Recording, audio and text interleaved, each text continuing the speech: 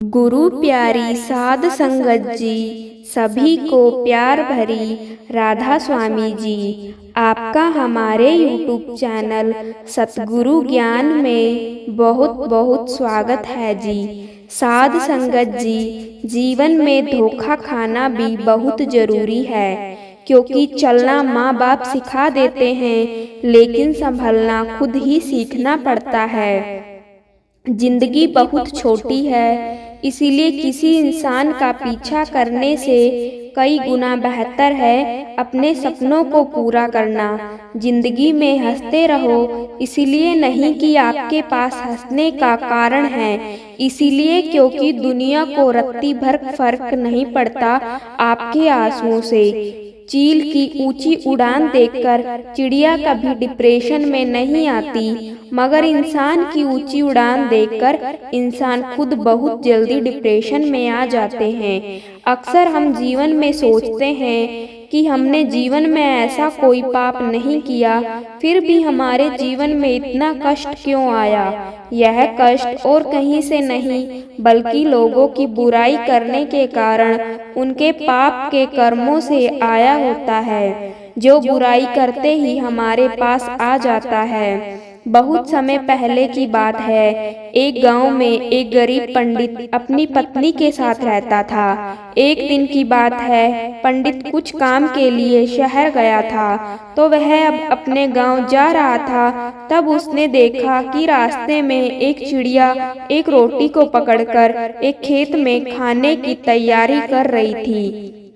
तभी पंडित ने चिड़िया की चोंच से वह रोटी छीन ली। मुंह का आहार छीन जाने पर वह चिड़िया निराश होकर आकाश की तरफ देखते हुए कहती है, दूसरे को दुख देना अच्छी बात नहीं है। उस दिन चिड़िया बहुत निराश हो गई।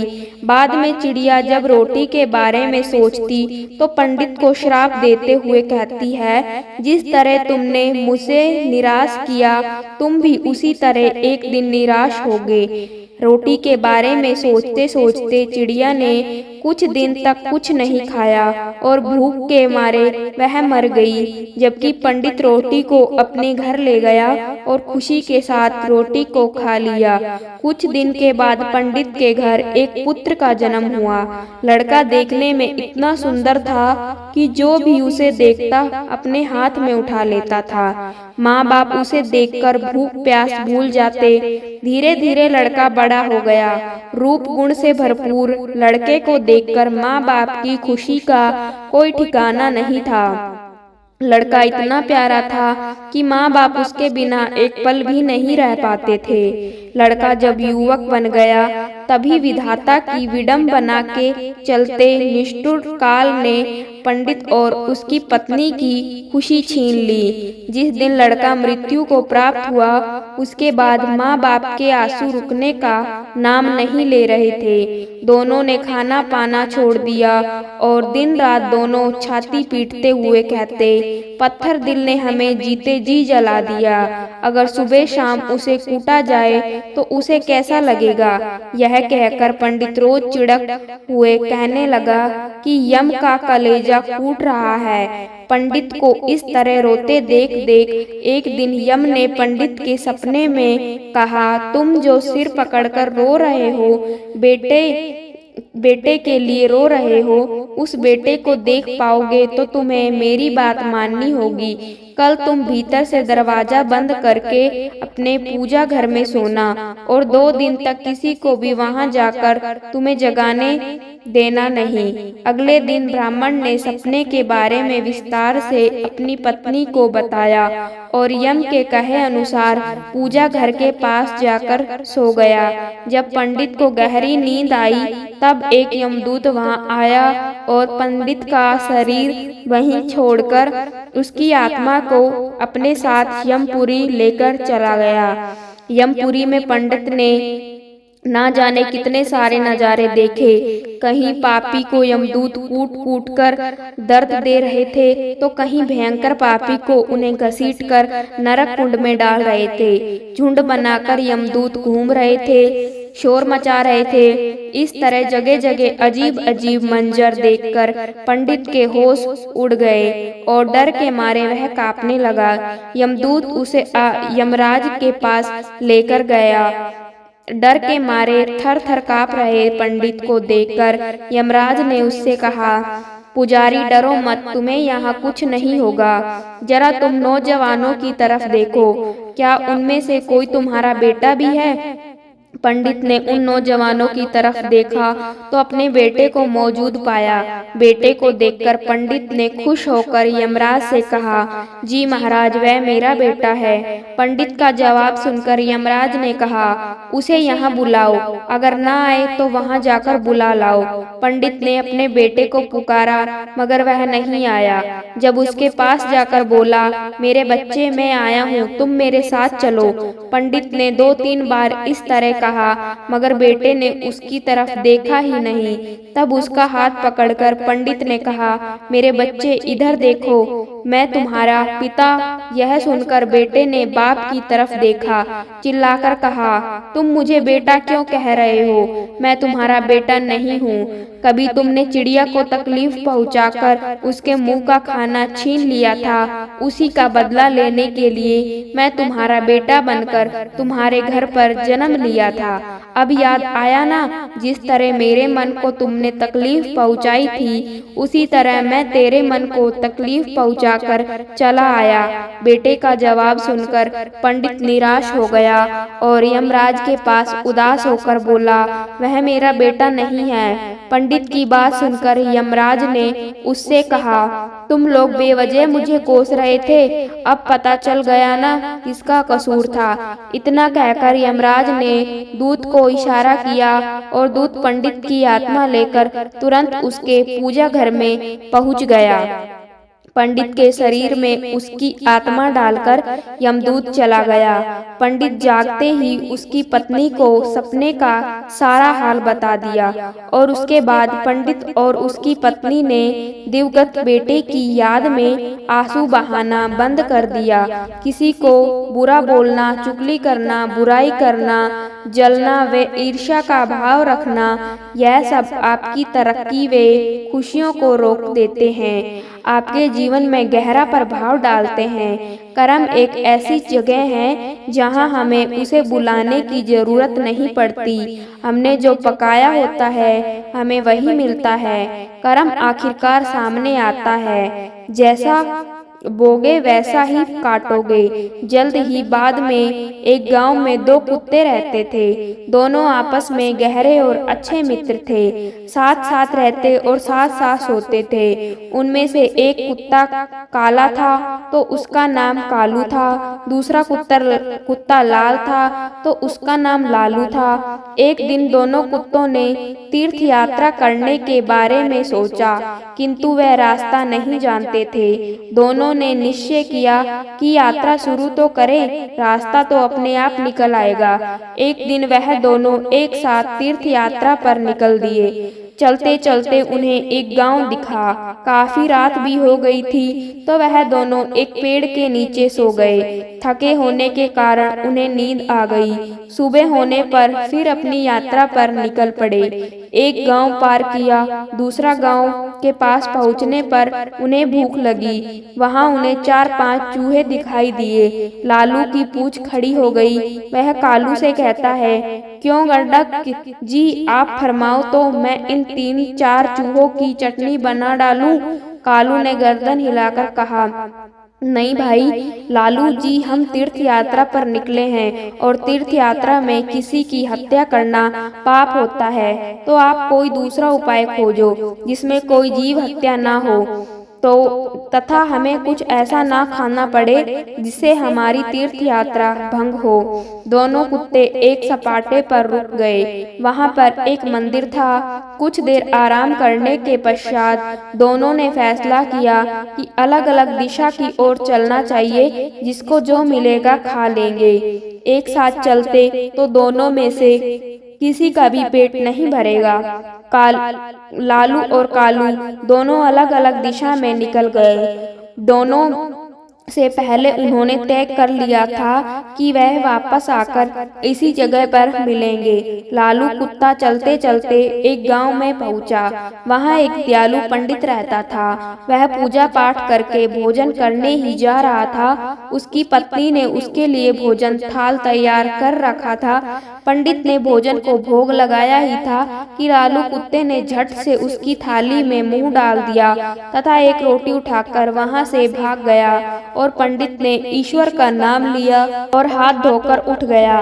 पंडित ने अपनी पत्नी से कहा, बेचारे ये गंडक जी भी कितने भूखे हैं, सो आप ये भोजन की थाली इन्हें ही खिला दीजिए। पंडित की पत्नी गुस्सा होकर बोली, आप यह क्या कह रहे हैं? इस गंदगी को यह थाली, इसमें कितने अलग अलग पकवान हैं, 2 तरह की सब्जी, अचार, दही, खीर, पूरी। पंडित दया भाव से बोला, तुम ठीक कहती हो, पर यह भी भूखे हैं, आप तो यह थाली इन्हें ही दे दीजिए। सोच लो कि यह थाली इनके ही भाग्य में लिखी थी।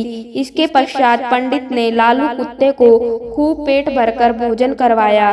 लालू ने उसे खूब दुआएं दी। उधर कालू कुत्ता एक किसान के यहाँ पहुँचा।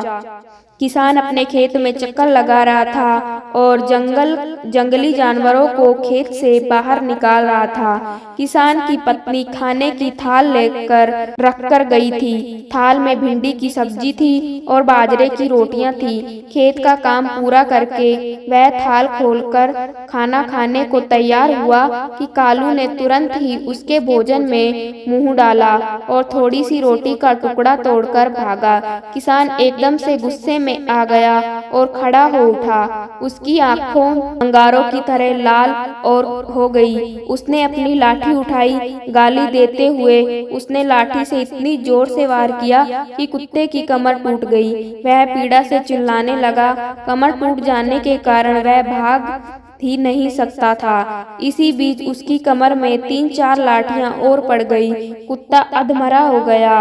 उसका साथी लालू चौराहे पर खा पीकर आराम कर रहा था। वह खड़े होकर अपने साथी का इंतजार कर रहा था। उसका साथी उसे कहीं भी नजर नहीं आ रहा था। लाचार और उदास होकर वह चौराहे पर बैठ गया। थोड़ी देर बाद उसे कालू अपनी तरफ नजर आते हुए दिखा और वह खुश हो गया। वह जल्दी से उसकी ओर भागा। उसकी टूटी हुई कमर देखकर वह बहुत दुखी हुआ और पूछने लगा, भाई तुम्हारे साथ ऐसा दुर्दशा किसने किया? कौन पापी है जिसने एक रोटी के लिए तुम्हारी कमर ही तोड़ डाली? कालू की आंखें भर आई। उसने पीड़ा से कहते हुए सारी बात सुनाई। कालू की बात सुनकर वह क्रोध तथा दुख में डूबकर बोला, मैं उससे अपना बदला जरूर लूंगा।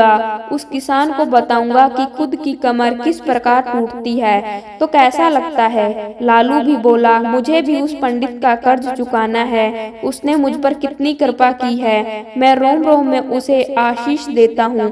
इसी प्रकार बातचीत करते हुए दोनों कुत्तों ने अंत में यह निश्चय किया कि उन्हें प्राण त्याग देना चाहिए तथा प्राण त्यागने के बाद उनके घरों में जन्म लेना चाहिए। इत्तेफाक से ना तो किसान के घर कोई पुत्र था और ना ही पंडित के। दोनों कुत्तों ने मंदिर आगे जाकर अपने प्राण त्याग दिए। एक ही पल में दोनों मृत्यु को प्राप्त हो गए। कुछ समय पश्चात कालू ने किसान के घर जन्म लिया। किसान बहुत खुश था, किंतु उसकी खुशी अगले ही दिन विलुप्त हो गई। घर में इस पुत्र के जन्म होते ही उसकी पत्नी अस्वस्थ रहने लगी। उसका बेल मर गया। पहले जन्मदिन पर किसान के हरे भरे खेत को जानवर ने तहस नहस कर दिया और दूसरी तरफ पंडित के घर भी पुत्र का जन्म हुआ। पंडित और उसकी पत्नी बहुत खुश थे। कुछ समय बाद पुत्र के बड़े होते ही राज दरबार में पंडित का पद ऊंचा हो गया। पंडित ने राजा को एक युद्ध में जीत की बात बताई।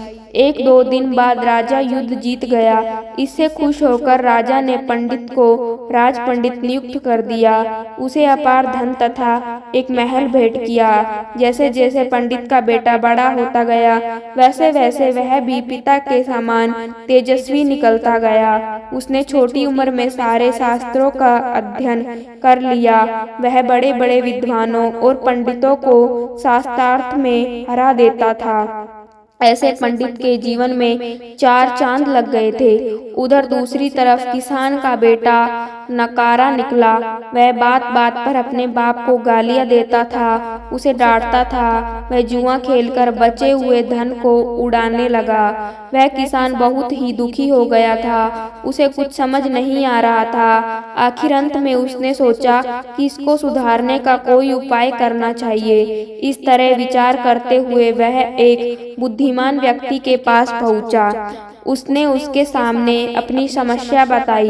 बुद्धिमान आदमी बोला किसान को, बोला तुम इसकी शादी कर दो। शादी की नकेल अच्छों को सीधा कर देती है। किसान ने तुरंत घर जाकर अपनी पत्नी को बात बताई, अपनी बेटे की शादी करने की सोची। वह लड़की की तलाश करने लगे। दूसरी तरफ पंडित का विचार भी अपने बेटे की शादी करने का हुआ। उसने भी अपने बेटे के लिए लड़की की तलाश की। कुछ दिनों बाद पंडित के बेटे का एक कन्या से उसका विवाह हो गया। उसके बेटे की पत्नी भी सुशिक्षित थी। उसके आते ही घर को स्वर्ग बना दिया। उसके बाद किसान ने भी अपने पुत्र का विवाह करा लिया। शादी बड़े अच्छे से हो गई। शादी के अगले दिन ही उसका बेटा अचानक चल बसा। उसकी पत्नी रोने लगी। वह किसान बेहोश हो गया। होश में आते ही वह दीवार से सिर मार मार कर रोने लगा और चिल्लाने लगा, हाय मेरा बेटा मेरी कमर तोड़कर चला गया। पंडित का बेटा उसी गांव में कथा कह रहा था, इस संसार में जो जैसा कर्म करता है उसे वह ही फल प्राप्त होता है। किसी भी व्यक्ति को दो रंगों में कर्म फल मिलता है।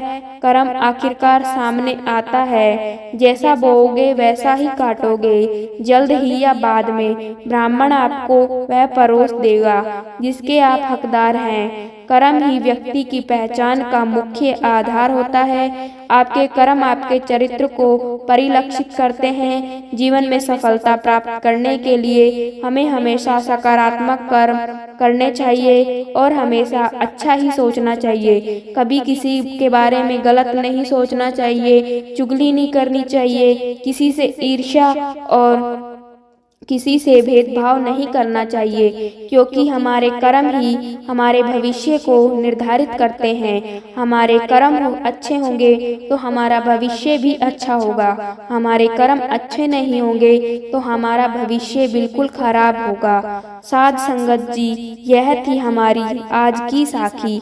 अगर आपको साखी अच्छी लगी हो तो चैनल को सब्सक्राइब जरूर कर लेना। तो चलिए साध संगत जी, मिलते हैं ऐसी ही एक और नई प्रेरणादायक साखी के साथ। सभी को प्यार भरी राधा स्वामी।